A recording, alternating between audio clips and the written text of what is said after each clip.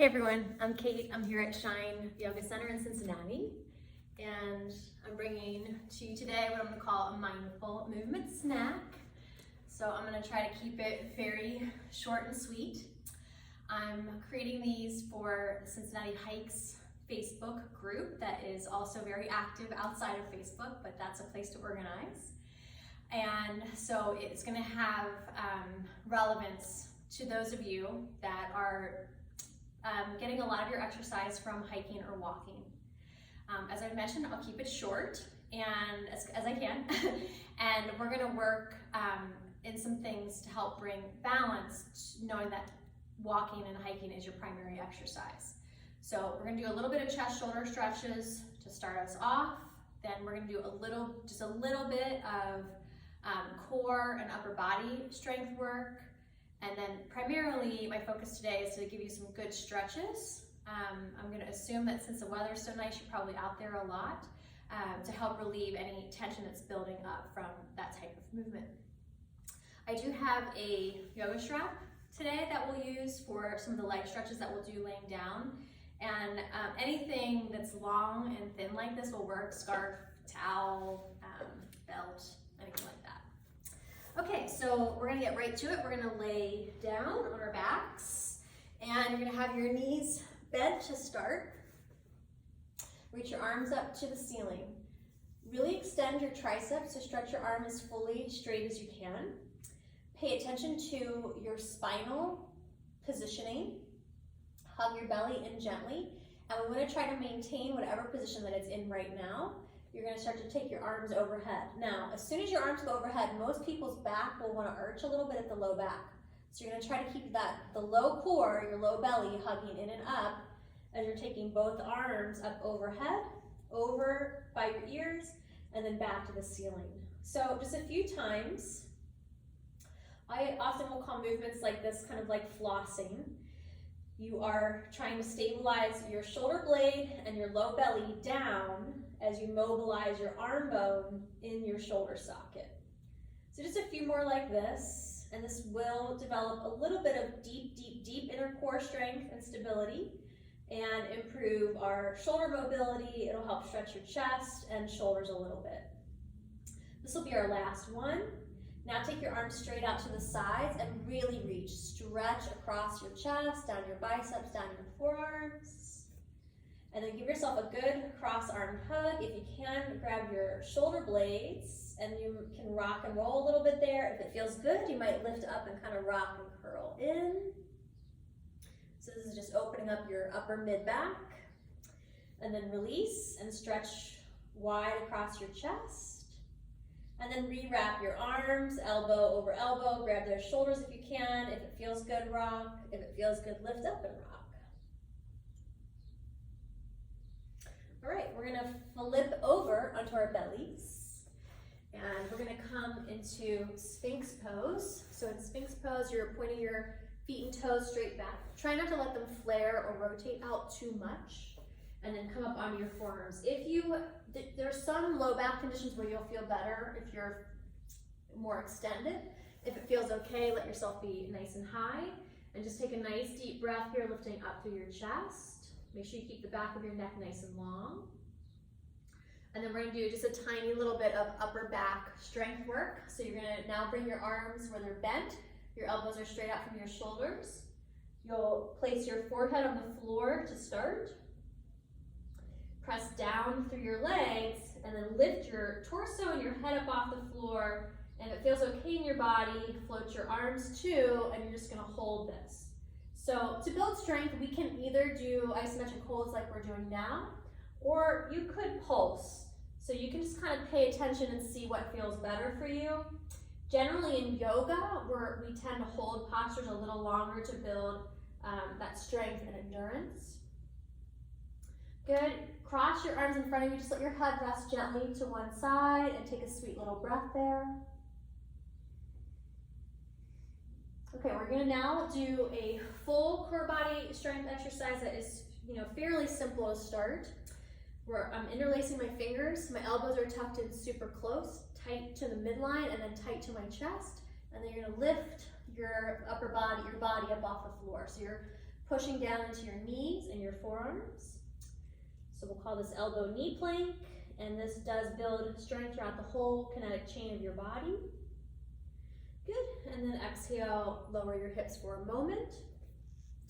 Bring your hands in line with your lower ribs. Squeeze your elbows back and tuck your shoulders back. Push down to the tops of your feet, and then you're gonna hug your belly and your shoulders back and do your best to either push up or peel up and press your hips back on your heels. So you're now in child's or puppy pose. Just take a nice, easy breath there.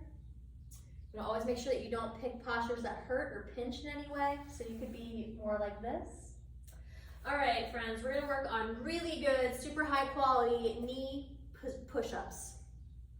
So you wanna walk your hands forward so that your body is kind of at a diagonal line, and you wanna make sure that you're not excessively pushing your hips back or letting them sink down. And then we're gonna, yoga push-ups are gonna have us bending our elbows straight back, not out to the sides. So you're gonna keep your belly back, your shoulders back. Start with just little small ones up and down. And then as you feel stronger, you can go more down and up. Now, I know there are a lot of people that can do full push-ups that struggle with really good high quality yoga push-ups like we're doing on the knees with the elbows back. Go ahead, take a pause, cross your arms, let your head rest to the other side. So the thing that is difficult in push-ups is keeping the pelvis from dipping down when you lower down. And so doing them on your knees is a great way to really build up that core strength. Okay, we're gonna do one more set, and now, let me see. I'm trying to keep this quick. So I think what I'm gonna do is show you two options, and then you can choose. So if those were hard, if it was hard for you to keep your pelvis and shoulders still, like if you kind of felt wobbly, then I would just repeat those. Otherwise, you can do this progressive version where you're gonna start in what we call plank pose. And again, we're working that bend the elbows straight back and lower down. Then let yourself rest and push up on your knees. So that'll make, the hardest part is pushing straight up. So I'll show you that again. Your straight body, slow lower, and then shoulders back, belly back, push up. Alternatively, if you're feeling real strong, you can work on your full push-ups and maybe try a few where your elbows are bending straight back and you're really keeping your whole body in a straight line. All right, take a pause, take a rest. Let your breath come back to a soft, sweet state. And then we're gonna do our first of our lower body stretches. So we're in Sphinx Pose. You're gonna bend one knee. I'll talk your left and right today. So bend your left knee, cross your right arm in front of you, and then reach back with your left hand for your foot. If it's hard for you to grab your foot with your hand, you can use the strap. And we are stretching our quad, the quadricep, but it also gives you a good opportunity to stretch your shoulder. So we're gonna make sure the shoulder is rolling back. So you're pressing your heel to your hip, keeping your shoulder back. If you're on the very flexible side, you can bring your hand to the inside of your foot and press the heel a little closer to your hip. And then remember, we don't want the knee to flare outward. So you are trying to keep your knee straight back. Good, let's switch sides. So you've got all those options, and you're really just looking for the variation that lets you stretch the muscles along the front of your upper thigh, where you don't have pain or pinching anywhere else in your body. So, you know, it's fine and good to move nice and gently. We'll take another breath or two. All right, and then we're gonna do one more core strength exercise, which is side elbow plank. So I'm on my right hip here, and I have my right elbow directly underneath my right shoulder. You wanna make sure that you don't let your shoulder collapse inward. So you're squeezing that shoulder blade and keep your shoulder back. Your knees bend forward. So your heels are very close to your hips, and then you're just gonna push up and hover hold. Now, you can make this more challenging by extending both legs straight and coming up. And the challenge really does come in the length of amount of time that you hover hold. I'm gonna work to keep this little tutorial pretty short, but like 30 seconds to a minute is a good amount of time to work in these side planks. Okay, come on down to your hip and we'll just do a kind of little mini stretch for that outer side waist. So your hand reaches out at a decent angle and then sink your ribs down. You're just kind of pushing the soft waist side down so you feel a little bit of a stretch in the underside of your body there. If you want a bigger stretch, you come up. This hand holds your top shin and the other arm lifts up and you can arc it over. Take a nice full deep breath there. Good, and then let's do a quick side plank on the other side. So you're coming to balance on your left forearm. Again, your knees are bent up tightly and forward, so your heels line up with your hips. And you're gonna lift up, and you wanna make sure you keep that bottom shoulder pressing back. And again, you can be on the knees, or you can walk your feet and legs out for them to stack. You can keep your hand on your hip. You could reach it up to the sky. Take a good, full, deep breath there. All right, and then go ahead, lower down. And you've got those two different variations for this underside stretch. Your hand comes out and you sink down into it. It feels nice. Or you can come upright and stretch your top arm up and over. Okay, I want to say this is a super mini core strength exercise, but you could repeat all those exercises that we did. So I just want to remind you that we did on your belly, lifting your upper body up off the floor. We did our push-ups and we did our side plank work. So front, back, and sides. We also, when we were on our belly, did our quad stretch. So when you think about stretching your hips and legs, there's really 4 main directions. So this is one where the leg is coming behind your body. And then we'll come lay down on our back. And we'll take the leg straight up and forward. So we'll take the right leg up. You can loop that strap around your foot. You can keep your other leg with the knee bent, which is a little gentler, or you can stretch it straight. I would really encourage you, if your leg is stretched straight, to not worry so much about how high this leg goes, but to try to keep the grounded leg also grounded. So we're just going to take another couple of breaths here. If you're not using the strap, it's fine to have your hands behind your leg, and perfectly fine for this knee to be a little bent. Your leg does not need to be fully straight. All you need is to feel a gentle stretch along the back of your leg. Now, I think the strap really helps for these next couple that we're going to do. So now, we stretched the front of the thigh, we just stretched the back of the thigh. We're going to stretch our inner thigh by taking the right leg out to the right. And again, you're working to keep the left hip, the other leg grounded. Invite your breath to be really sweet and full, cleansing and nourishing. About 30 seconds to a minute is enough time to hold the stretches, but certainly you can hold longer.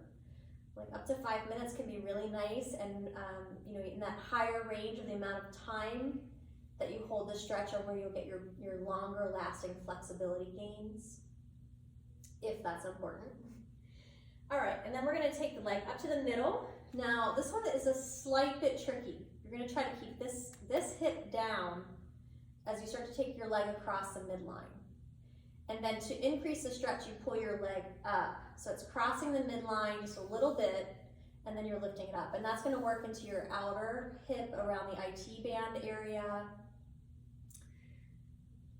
I think I'm gonna show you this angle. So I'm just about there for this first part. And then part 2 is gonna work more into the back of the hip and the glute. So you tilt over, and you can come into a big twist, and this back arm can reach back, and if it feels good, look over your shoulder.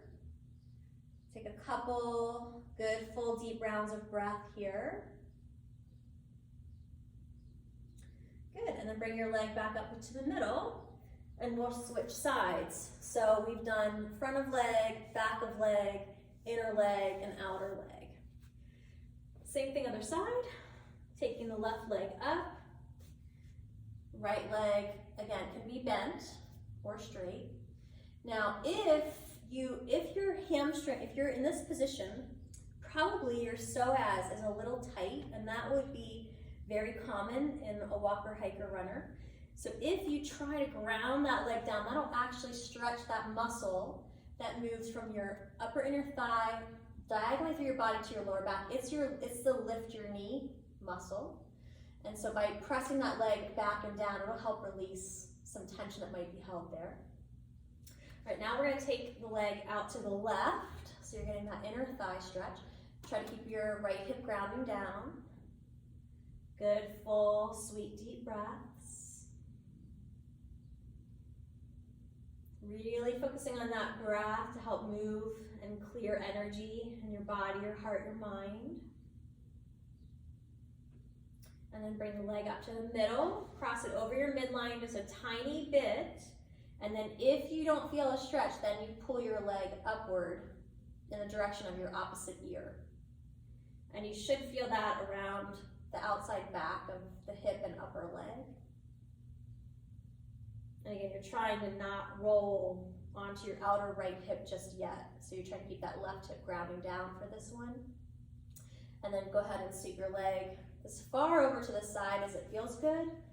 And you're gonna get a dual stretch here. So you're gonna get an outer hip stretch, but if you're reaching back through your left arm, you're also gonna get a left side chest stretch and an upper left side back strengthener. Turn your head to the left, away from your leg, if that feels good for you. Another good, full, deep heart breath. Good, and then bring your leg back up. You can take both legs up into the strap, stretch them straight, and maybe pull them both towards you a little bit, and that'll stretch the low part of your low back. Ideally, we're not letting the hips lift up here. We're really trying to keep the low back nice and long. Good. Bring your feet to the ground, your heels lined up with your sitting bones with your knees bent. Bend your elbows, look straight up at the ceiling. Press your upper arms into the floor, lift your hips up, and then think about shooting energy out through your knees. This is just gonna give you, again, another little bit of psoas lengthener. Good, relax your hips. Take your feet a little wider than hip distance apart and just rock your legs gently side to side.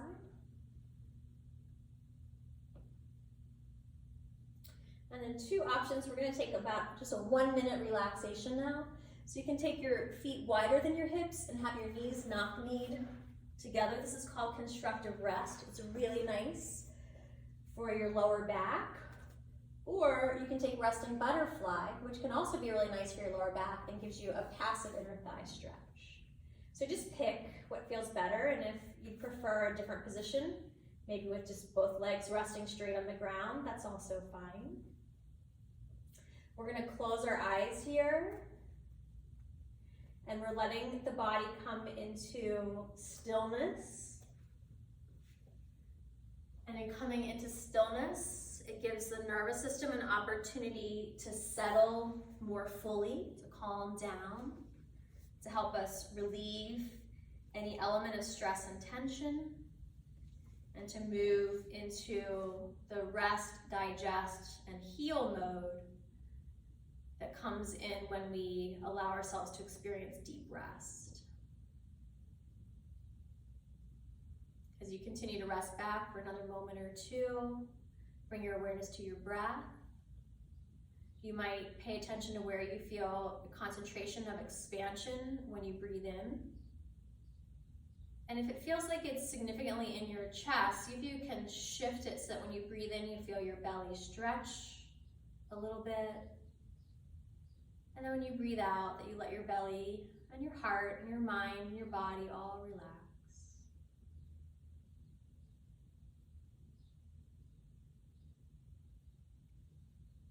Just take another couple of breaths, resting here gently together.